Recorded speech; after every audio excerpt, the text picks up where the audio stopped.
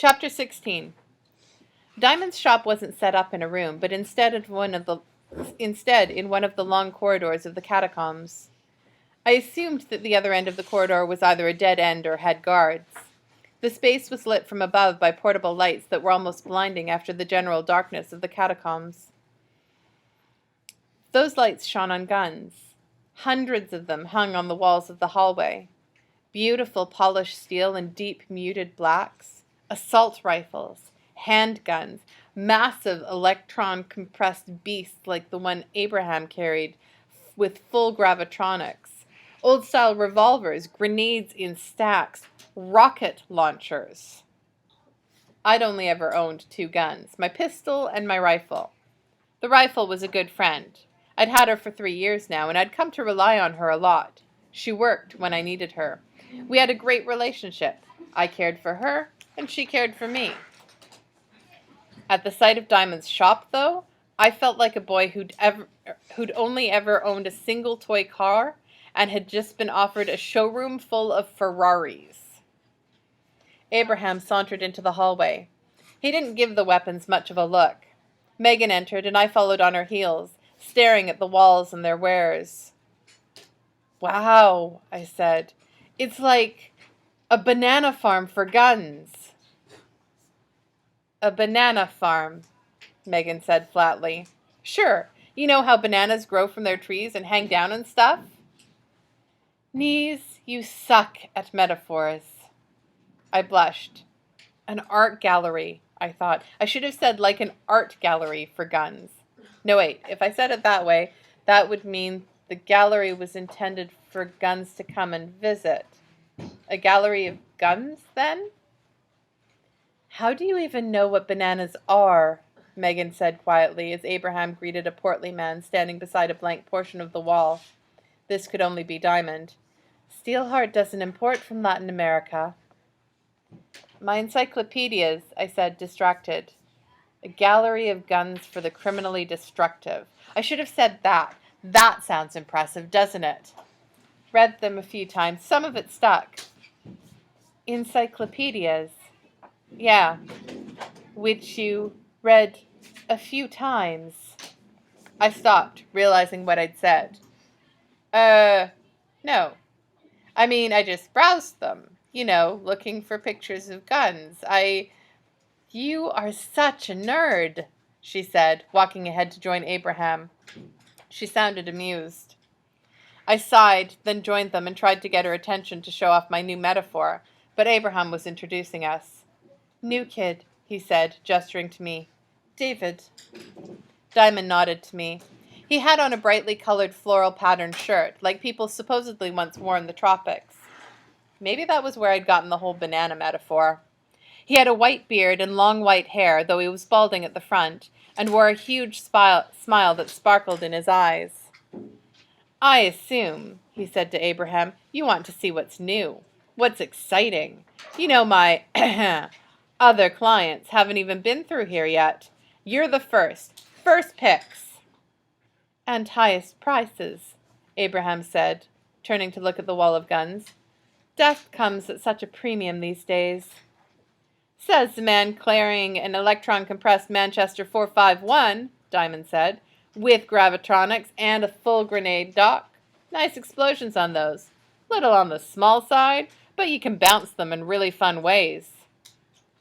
"Show us what you have," Abraham said politely, though his voice seemed strained. I could swear he had sounded more calm when talking to the thugs who had shot him. Curious. "I'm getting some things ready to show you," Diamond said. He had a smile like a parrotfish, which I've always assumed looked just like parrots, although I've never actually seen either. "Why don't you just have a look around? Browse a bit. Tell me what suits your fancy." "Very well," Abraham said. "Thank you." He nodded to us. We knew what we were supposed to do. Look for anything out of the ordinary. A weapon that could cause a lot of destruction that could seem like the work of an epic. If we were going to imitate one, we'd need something impressive. Megan stepped up beside me, studying a machine gun that fired incendiary rounds. "I'm not a nerd," I hissed at her softly. Why does it matter? She asked, her tone neutral. There's nothing wrong with being smart. In fact, if you are intelligent, you'll be a stronger asset to the team. I just don't like being called that. Besides, who ever heard of a nerd jumping from a moving jet and shooting an epic in midair while plummeting toward the ground? I've never heard of anyone doing that. Phaedrus did it, I said. Execution of Redleaf 3 years ago up in Canada. That story was exaggerated, Abraham said softly, walking by. It was a helicopter, and it was all part of the plan. We were very careful. Now please, keep focused on our current task. I shut my mouth and began studying the weapons. Incendiary rounds were impressive, but not particularly original. That wasn't flashy enough for us. In fact, any type of basic gun wouldn't work. Whether it shot bullets, rockets, or grenades, it wouldn't be convincing. We needed something more like the energy weapons Enforcement had, a way to mimic an epic's innate firepower. I moved down the hallway, and the weapons seemed to grow more unusual the farther I walked. I stopped beside a curious group of objects. They appeared to be innocent enough. A water bottle, a mobile phone, a pen. They were attached to the wall like the weapons. Ah, you are a discerning man, aren't you, David? I jumped, turning to see Diamond grinning behind me. How could a fat man move so quietly? What are they? I asked. Advanced stealth explosives, Diamond answered proudly. He reached up and tapped a section of the wall, and an image appeared on it. He had an imager hooked up here, apparently. It showed a water bottle sitting on a table. A businessman strolled past, looking at some papers in his hands. He set them on the table, then twisted the cap off the water, and exploded. I jumped back. Ah, Diamond said, I hope you appreciate the value of this footage. It's rare that I get good shots of stealth explosives being deployed in the field. This one is quite remarkable. Notice how the explosion flung the body back but didn't damage too much nearby? That's important in a stealth explosive, particularly if the person to be assassinated might have valuable documents on them. That's disgusting, I said, turning away. We are in the business of death, young man. The video, I mean.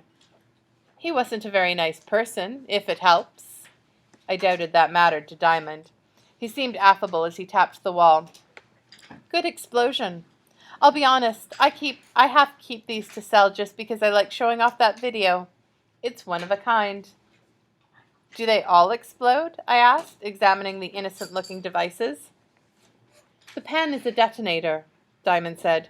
Click the back and you set off one of those little eraser devices next to it. They're universal blasting caps. Stick them close to something explosive, trigger them, and they can usually set it off. Depends on the substance, but they're programmed with some pretty advanced detection algorithms. They work on most explosive substances. Stick one of those to some guy's grenade, walk away, then click the pen. If you could clip one of those to his grenade, Megan said, approaching, you could have just pulled the pin. Or better yet, shot him. It's not for every situation, Diamond said defensively, but they can be very fun. What's better than detonating your enemy's own explosives when he's not expecting it? Diamond, Abraham called from down the corridor, come tell me about this. Ah, excellent choice. Wonderful explosions from that one. He scuttled off. I looked at the panel full of innocent yet deadly objects. Something about them felt very wrong to me. I'd killed men before, but I'd done it honestly, with a gun in my hands, and only because I'd been forced to. I didn't have many philosophies about life, but one of them was something my father had taught me. Never throw the first punch. If you have to throw the second, try to make sure they don't get up for a third. These could be useful, Megan said, arms still crossed, though I doubt that blowhard really understands what for. I know, I said, trying to redeem myself. I mean, recording some poor guy's death like that? It was totally unprofessional. Actually, he sells explosives, she said, so having a recording like that is professional of him. I suspect he has recordings of each of these weapons being fired, as we can't test them hands-on down here. Megan, that was a recording of some guy blowing up. I shook my head, revolted. It was awful. You shouldn't show off stuff like that. She hesitated, looking troubled about something. Yes, of course. She looked at me.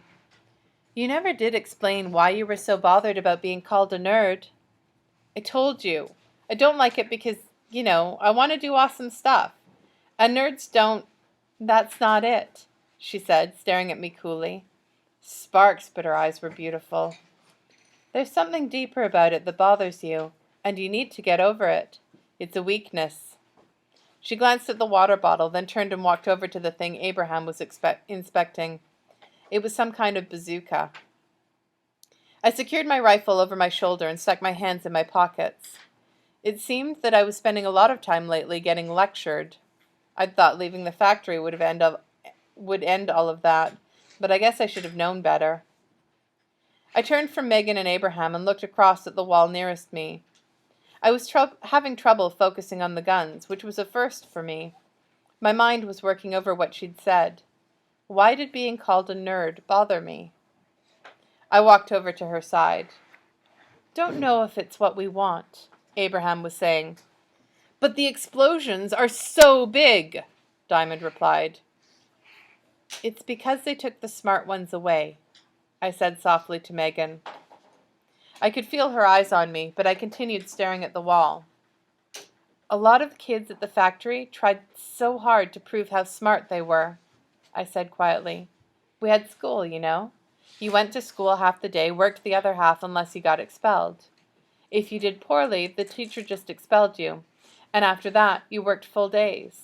School was easier than the factory, so most kids tried really hard. The smart ones, though, the really smart ones, the nerds, they left, got taken to the city above. If you showed some skill with computers or math or writing, off you went. They got good jobs, I hear, in Steelheart's propaganda corps or his accounting offices or something like that. When I was young, I'd have laughed about Steelheart having accountants. He's got a lot of them, You need people like them in an empire. Megan looked at me, curious. So you learned to be dumb, I said. Rather, to be mediocre. The dumb ones got kicked out of school, and I wanted to learn, knew I needed to learn, so I had to stay. I also knew that if I went up above, I'd lose my freedom. He keeps a lot better watch over his accountants than he does his factory workers. There were other boys like me. A lot of the girls moved on fast, the smart ones. Some of the boys I knew, though, they started to see it as a mark of pride that they weren't taken above. You didn't want to be one of the smart ones. I had to be extra careful since I asked so many questions about the epics. I had to hide my notebooks, find ways to throw off those who thought I was smart. But you're not there anymore. You're with the Reckoners, so it doesn't matter. It does, I said, because it's not who I am. I'm not smart. I'm just persistent. My friends who were smart, they didn't have to study at all. I had to study like a horse for every test I took. Like a horse? Because horses work hard, pulling carts and plows and things. Yeah, I'll just ignore that one. I'm not smart, I said. I didn't mention that part of the reason I had to study so hard was because I needed to know the answer to each and every question perfectly. Only then could I ensure that I would get the exact number of questions wrong to remain in the middle of the pack. Smart enough to stay in school, but not worthy of notice or attention. Besides, I continued, the people I knew who were really smart, they learned because they loved it. I didn't. I hated studying. You read the encyclopedia a few times. Looking for things that could be epic weaknesses, I said. I needed to know different types of metal, chemical compounds, elements, and symbols. Practically anything could be a weakness. I hoped something would spark in my head, something about him. So it's all about him. Everything in my life is about him, Megan, I said, looking at her. Everything. We fell silent, though Diamond continued blabbing on. Abraham turned to look at me. He seemed thoughtful. Great, I realized. He heard. Just great. That will be enough, please, Diamond, Abraham said. That weapon won't really work. The weapons merchant sighed. Very well, but perhaps you can give me a clue as to what might work? Something distinctive, Abraham said. Something nobody has seen before, but also something destructive. Well, I don't have much that isn't destructive, Diamond said. But distinctive, let me see. Abraham waved for us to keep searching. As Megan moved off, however, he took me by the arm. He had quite a strong grip. Steelheart takes the smart ones, Abraham said softly, because he fears them. He knows, David. All of these guns, they do not frighten him. That they won't be what overthrows him. It will be the person clever enough, smart enough, to figure out the chink in his armor. He knows he can't kill them all, so he employs them. When he dies, it will be because of someone like you. Remember that. He released my arm and walked after Diamond. I watched him go, then walked over to another group of weapons. His words didn't really change anything, but oddly I did feel myself standing a little taller as I looked at a line of guns and was able to identify each of the manufacturers. I'm not totally a nerd, though. I still know the truth, at least. I looked over the guns for a few minutes, proud of how many I could identify. Unfortunately, none of them seemed distinctive enough. Actually, the fact that I could identify them guaranteed they weren't distinctive enough. We needed something nobody had seen before. Maybe he won't have anything, I thought. If he has a rotating stock, then we may have picked the wrong time to visit. Sometimes a grab bag doesn't give anything worthwhile. I stopped as I noticed something different. Motorcycles. There were 3 of them in a row near the far side of the hallway. I hadn't seen them at first, as I'd been focused on the guns. They were sleek, their bodies a deep green with black patterns running up their sides. They made me want to hunch over and crouch down to make myself have less wind resistance. I could imagine shooting through the streets on one of these. They looked so dangerous, like alligators. Really fast alligators wearing black. Ninja alligators. I decided not to use that one on Megan. They didn't have any weapons on them that I could see, though. There were some odd devices on the sides. Maybe energy weapons? They didn't seem to fit with much of what Diamond had here. But then, again, what he had was pretty eclectic. Megan walked past me, and I raised a finger to point at the motorcycles. No, she said, not even looking. But they're awesome, I said, holding up my hands, as if that should have been enough of an argument. And Sparks, it should have been. They were awesome. You could barely drive some lady's sedan, Knees, Megan said. I don't want to see you on the back of something with gravitronics. Gravitronics? That was even more awesome. No, Megan said firmly. I looked toward Abraham, who was inspecting something nearby. He glanced at me, then over at the bikes, and smiled. No. I sighed. Wasn't shopping for weapons supposed to be more fun than this? Diamond, Abraham called to the dealer. What is this? The weapons merchant began waddling over. Oh, it's wonderful. Great explosions. His face fell as he neared and saw what Abraham was actually looking at. Oh, that. It is quite wonderful, although I don't know if it would suit your needs. The item in question was a large rifle with a very long barrel and a scope on top. It looked a little bit like an AWM, one of the sniper rifles the factories had used in a model of building one of their products. The barrel was larger, however, and there were some odd coils around the forestock. It was painted a dark black green, and it had a big hole where the magazine should have fit. Diamond sighed. This weapon is wonderful, but you are a good customer. I should warn you that I don't have the resources to make it work. What? Megan asked. You're selling a broken gun? It's not that, Diamond said, tapping a section of the wall beside the gun. An image displayed of a man set up on the ground, holding the rifle and looking through the scope at some run-down buildings. This is called a Gauss gun, developed using research on some epic or another who throws bullets at people. Ricochet, I said, nodding. An Irish epic. That's really his name? Abraham asked softly. Yeah. That's horrible, he shivered, taking a beautiful French word and turning it into something Cody would say. Calice. Anyway, I said, he can make objects unstable by touching them. Then they explode when subjected to any significant impact. Basically, he charges rocks with energy, throws them at people, and they explode. Standard kinetic energy epic. I was more interested in the idea that the technology had been developed based on his powers. Ricky was a newer epic. He wouldn't have been around back in the old days when, as the Reckoners had explained, epics had been imprisoned and experimented on. Did this mean that that kind of research was still going on? There was a place where epics were being held captive? I'd never heard of such a thing. To gun? Abraham asked Diamond. Well, like I said, Diamond tapped the wall and the video started playing. It's a type of Gauss gun, only it uses a projectile that has been charged with energy first. The bullet, once turned explosive, is propelled to extreme speeds using the tiny magnets. The man holding the gun in the video flipped a switch and the coils lit up green. He pulled the trigger and there was a burst of energy, though the thing seemed to have almost no recoil. A splash of green light spat from the front of the gun's barrel, leaving a line in the air.